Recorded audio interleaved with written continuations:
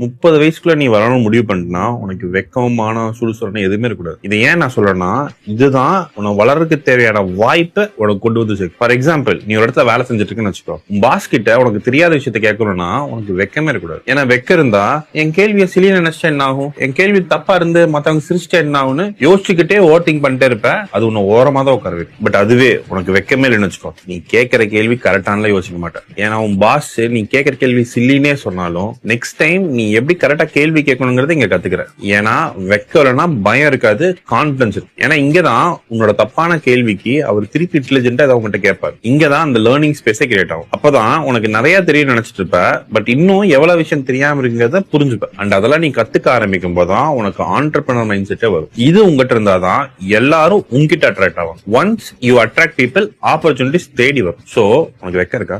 ஒன்னு சொல்லிட்டா, உங்ககிட்ட எதுவுமே இல்லைன்னா நீங்க என்ன வேணா பண்ணலாம். ஏன்னா நீங்க லூஸ் பண்றதுக்கு எதுவுமே கிடையாது. உங்களை சுத்தி இருக்காங்க இதை பண்ணாத அதை பண்ணாத அப்படி பண்ணாதுன்னு சொல்லிட்டுதான் இருக்க போறாங்க. அதெல்லாம் யோசிக்காம பண்ணிட்டே இருக்கு.